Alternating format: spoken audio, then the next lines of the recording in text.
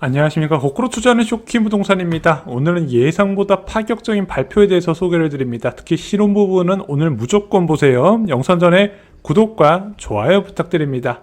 2024년 제1차 저출산 고령사회위원회 회의가 있었습니다. 이 자리에 윤석열 대통령이 직접 참석을 했는데요. 여기서 나온 결혼, 출산, 주거지원책 총정리하는 시간을 갖도록 하겠습니다. 많은 변화가 동시에 쏟아졌어요. 자, 첫 번째 소식은 신혼부부와 출산 가구의 주택 공급을 확대하겠다는 내용이었습니다. 기존에는 7만호를 공급하기로 했는데 이것을 늘려서 12만호 이상으로 늘린다고 합니다. 또한 연내 신규 택지를 발굴해서 신혼부부와 출산 가구, 다자녀 가구한테 최대 1만 4천호를 신규로 배정한다고 합니다. 오랜만에 신규 택지 이야기가 나왔네요. 윤석열 정부에서 그동안 적지 않은 신규 택지를 지정했었거든요. 먼저 김포 한강 2신도시 4만 6천호 규모로 지정했었고, 경기도 평택에도 3만 3천호 규모, 그 다음에 구리 토평 2지구, 오산 세교 3지구, 용인 2동지구 3개 합쳐서 8만호 규모, 전체적으로 15만호 넘게 지정이 된 상태입니다. 하지만 윤석열 정부에서 지정한 신도시를 기다리는 사람은 아무도 없어요. 왜? 이미 문재인 정부에서 지정했던 공공택지조차도 아직 사업 속도가 느리게 진행되고 있단 말입니다. 그나마 계양, 창릉, 왕숙, 교산, 대장은 조금 서두르는 모습이 나타나고 있는데, 광명 시흥지구나 의왕, 군포, 안산지구, 화성, 진안지구는 어떤 일정이 될지 제대로 언론 보도조차도 잘 안 나오고 있습니다. 계속 윤석열 정부에서는 이번에 저출산 관련해서 주택 공급을 늘리겠다고 몇만호 이야기를 하지만, 저는 개인적으로 숫자 노름이 아니라 구체적인 계획이 나와야 되는 시기, 예를 들어 여러분들 왕숙이나 계양이나 창릉이나 교산에 아파트 얼마나 나온지, 언제 나온지 제대로 알고 계신 분 있나요? 없으실걸요? 저도 몰라요. 정보가 없단 말입니다. 아직까지 깜깜무소식이에요. 근데 이제 신규 택지 지정해서 공급을 늘리겠다는 게 좀 도움이 될 것인가 회의적으로 보고 있습니다. 좀 국토부에서 장기적 관점에서 좀 몇 년도 어떤 식으로 공급하겠다는 계획을 발표하고 사람들한테 희망을 줬으면 좋겠어요. 두 번째는 민간 분양 내 신혼부부 특별공급 비중 확대입니다. 현재 민간 신혼부부 특별공급은 18% 비중인데 이것을 23%로 상향 조정한다고 합니다. 자, 세 번째 소식은 신생아 특례대출 소득요건 완화 및 출산 혜택입니다. 현재 이 신생아 특례대출을 받으려면 주택 면적요건, 가액요건, 소득요건, 자산요건을 동시에 충족을 해야 됩니다. 이 중에서 소득요건은 현재 1억 3천만 원 이하예요. 자, 1억 3천만 원 이하인 거를 4월 4일 날 윤석열 대통령이 2억까지 늘린다고 했는데 아직까지 시행되진 않았고 지금 9월에 시행된다는 이야기만 나오고 있어요. 근데 아직 2억 원으로 확대한 게 시행되기 전에 이것을 2억 5천만 원으로 올린다고 발표가 됐습니다. 그리고 3년간 한시적으로 시행한다고 하네요. 대출 기간 중 추가 출산 시 우대금리 확대 방안도 나왔습니다. 기존의 0.2%포인트에서 0.4%포인트로 늘려서 신생아 특례대출을 받은 사람이 자녀를 더 낳을 수 있도록 유도한다고 했네요.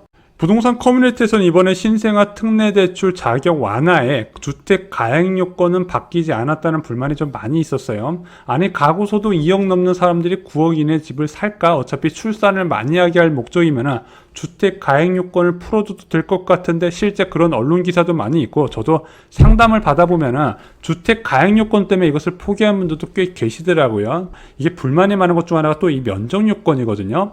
어차피 신생아 특례대출은 2자녀든 1자녀든 추가로 자녀를 낳게 하는 목적인데 또 애가 많을수록 큰 면적을 선호한단 말입니다. 전용 85제곱미터 이하를 뭐하러 묶어놓냐, 이런 이야기도 같이 나오고 있어요. 네 번째는 처양 요건 완화입니다. 먼저 신규 출산 가구의 특공 기회 확대 방안이 나왔어요. 아시다시피 특별공급은요, 세대당 한 번만 기회를 갖고 있게 되는데 출산한 가구는 추가로 1회 더 제공하기로 했다고 합니다. 그래서 뭐 신혼부부 특별공급으로 당첨된 사람도 생애 최초 특별공급이나 아니면 신생아 특별공급에 지원이 가능하도록 바뀔 거예요. 두 번째는 청약 신청자 본인의 결혼 전 청약 당첨 이력 배제입니다. 그래서 내가 결혼 전에 청약 받았다가 혼인하면서 불이익이 생기지 않도록 배려하겠다는 내용이에요. 다섯 번째는 혼인에 따른 일시적 2주택 기간 확대입니다. 이게 어떤 내용이냐? 예비 신부가 있어요. 주택을 한 채 갖고 있습니다. 예비 신랑도 있습니다. 주택을 한 채 갖고 있어요. 자, 이 부부가 혼인을 하게 되면 2주택자가 되잖아요. 그럼 2주택자가 되기 때문에 1주택 비과세 혜택을 못 받는 불리함이 생기기 때문에 혼인한 날로부터 5년 이내에 먼저 양도하는 주택이 비과세 요건을 충족하면 2주택자지만 비과세 혜택을 주는 내용이에요. 자, 얘는 5년 이내였는데 이번 발표로 10년 이내로 파격적으로 늘어나게 됩니다. 요즘 신혼부부가 많이 사용하는 방법 말씀드릴게요. 자, 신혼집을 자가로 구입하면서 시작하는 신혼부부가 늘고 있죠. 남편 명의로 구입을 합니다. 자, 남편 명의로 구입할 때 혼인신고를 한다 안 한다? 안 한다. 그럼 아내는 무주택자로 분류되지 않습니까? 무주택자인 아내는 열심히 처액에 넣습니다. 그리고 처액에 당첨되면 그것은 아내 명의로 가져가는 거예요. 그럼 남편과 아내 모두 1주택씩을 확보한 거죠. 그리고 나서 혼인신고를 하게 됩니다. 원래는 5년 이내에 매도할 경우에 비과세 혜택을 받았지만 이제는 혼인신고 후 10년 이내에 비과세 혜택을 받을 수 있기 때문에 양쪽에서 시세 차익을 극대화시킬 수 있는 겁니다. 평생 한 번만 사용할 수 있는 방법이기 때문에 신혼부부들도 이 내용 한번 체크해 보시면 좋을 것 같습니다.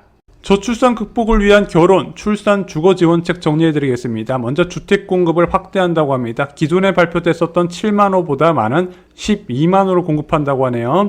두 번째, 민간 분양 내 신혼부부 특별공급 비율이 확대된다고 합니다. 현재 18%에서 23%로 늘어난다고 합니다.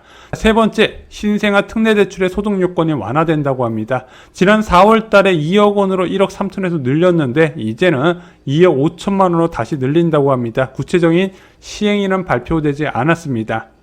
네 번째는 추가 출산 시 신생아 특례대출을 받고 있는 사람은 금리를 더 낮춰주겠다고 합니다. 원래는 0.2%포인트 낮춰주는 거를 0.4%포인트 낮춰준다고 하네요. 다섯 번째, 신규 출산 가구의 특공 기회 확대입니다. 원래 세대당 한 번으로 제한된 특별공급 기회를 한 번 더 제공한다고 하네요. 자, 여섯 번째, 청약 신청자 본인의 결혼 전 청약 당첨 이력을 배제해준다고 합니다. 마지막으로 혼인 가구의 일시적 2주택 기간이 기존의 5년에서 10년으로 확대된다는 소식입니다. 이게 굉장히 파격적인 혜택이거든요. 신혼부부는 혼인 가구의 일시적 2주택제도 한번 확인을 해보시고요. 좋은 청약이 6월부터 8월까지 많이 나오니까 적극적으로 한번 검토를 해보시기 바랍니다. 오늘 준비한 소식은 여기까지입니다. 선착순 부동산 상담을 시작합니다. 8분을 모시고요. 내 집 마련과 투자, 청약, 자산 리밸런싱의 모든 것을 상담드리고 있습니다. 한번 신청하시면 7일간 자유롭게 상담 가능하시고요. 여러분들이 궁금하신 거 제가 최대한 고민해보고 답변을 드리고 있습니다. 신청 방법은 고정 댓글을 확인해주세요. 계속 쏟아지고 있는 부동산 관련 소식들 저희가 가장 쉽고 정확하게 전달드리도록 노력하겠습니다. 이상으로 영상 마치겠습니다. 감사합니다.